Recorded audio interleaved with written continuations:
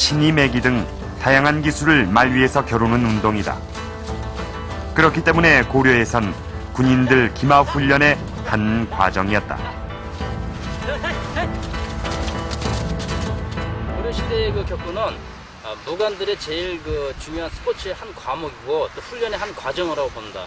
그것은 말을 그만큼 다뤘어야지만이 말을 타고 기사를 한다든지 창을 쓴다든지 이러한 것을 통해서 평상시에 유의적 놀이로 다 격구를 수련한 것 같습니다. 고려사에는 격구가 군인들의 훈련에 사용됐다는 기록이 끊임없이 나온다.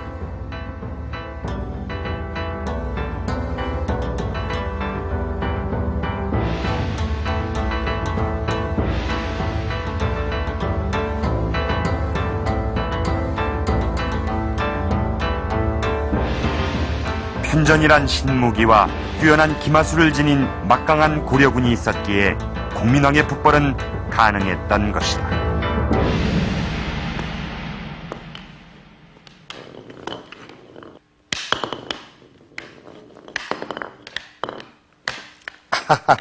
이거 채에다 공을 얹어 놓는 것도 힘이 든데 이걸 들고서 말을 달리면서 이 격구채로 공을 자유자재로 다루는 이 격구는 그야말로 이 군사들의 기마 훈련으로는 안성맞춤일 것 같습니다.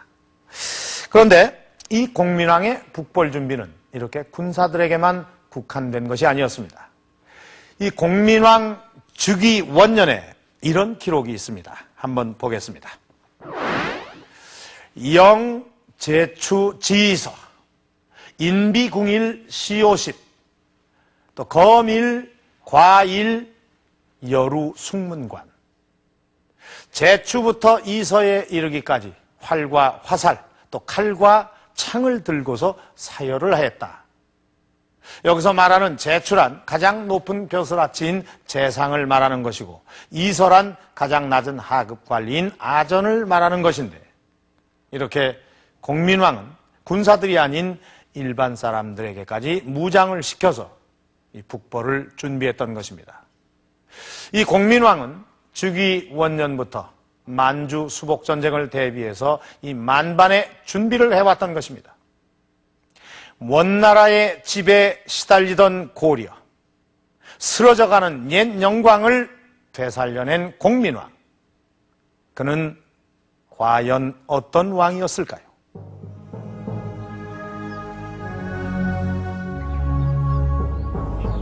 개성 시내를 벗어난 아늑한 산자락 복명산 중턱엔 똑같이 생긴 두 개의 봉분이 있다.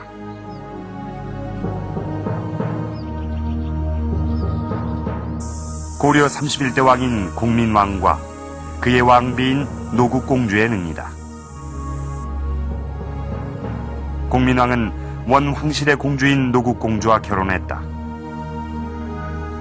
당시 고려왕은 원나라 공주를 왕비로 맞아야 했다.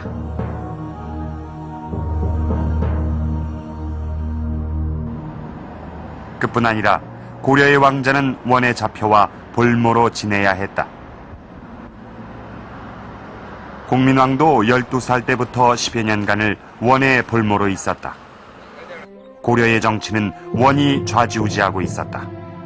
국민왕의 형이었던 충혜왕은 정치를 잘못한 책임을 지고 원나라에 잡혀와 독살될 정도였다. 어린 조카인 충모왕, 충조왕이 즉위하는 과정에서 고려의 국정이 더욱 혼미해지고 있을 때 자신은 원의 수도인 인질로 잡혀가 장시간 머물고 있으면서 원의 내부 사정을 누구보다도 잘 알고 있었고 그 과정에서 많은 자주정책을 추진하려는 의지를 더욱 공고히 했던 것으로 판단됩니다. 1351년 22살 공민왕은 마침내 오랜 볼모 생활을 마치고 고려로 돌아와 고려 31대 왕위에 오른다. 즉위하자마자 공민왕은 강력한 반원 정책을 펴나간다. 당시 고려엔 몽고풍이 만연했다. 국민왕은 먼저 원의 복식과 변발을 금지하고 모든 관제를 고려의 관제로 되돌린다. 고려의 자주성을 되찾기 위해 국민왕의 개혁은 신속히 진행된다. 원의 연호를 폐지하고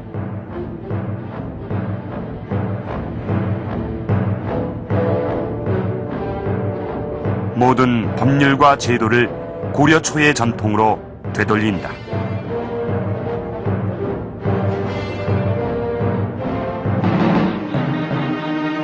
국민왕은 당시 원의 권력에 기대어 권세를 누리던 기철, 권겸, 노책 등 부원 반역대를 숙청함으로써 내부 개혁을 완결짓는다.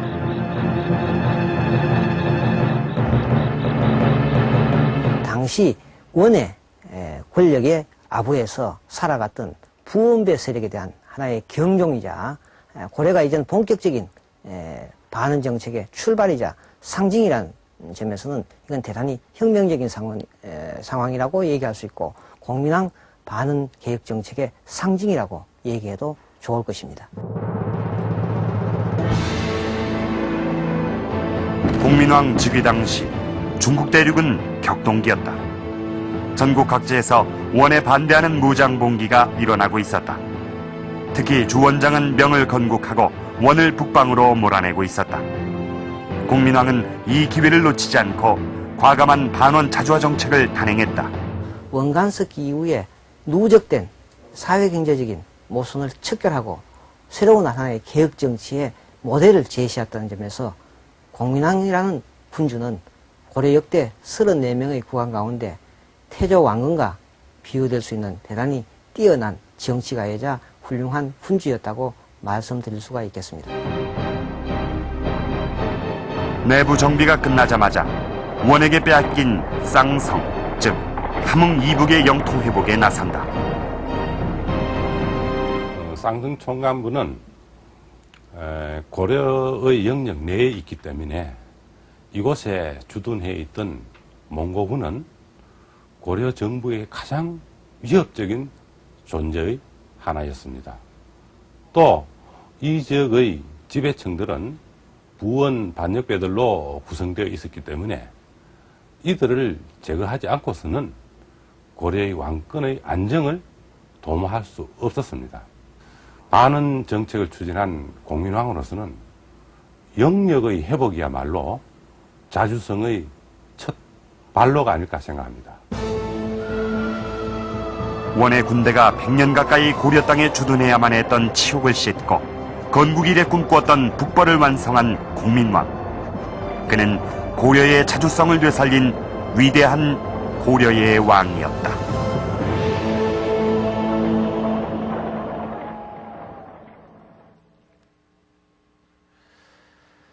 국민왕은 고려 역사상 가장 대대적인 만주 수복 전쟁을 벌인 왕입니다. 이 당시 이 원은 이 동령부와 또 쌍성 총관부를 설치하고 이 지역을 직접 통치할 뿐만 아니라 이를 통해서 끊임없이 고려를 압박하고 있었습니다. 그래서 국민왕은 이 동령부와 이 쌍성 총관부를 치고 만주를 수복했던 것입니다. 그런데 이 당시 국민왕이 쌍성 총관부를 점령하고 그 수복한 땅이 어디까지였는지 아직까지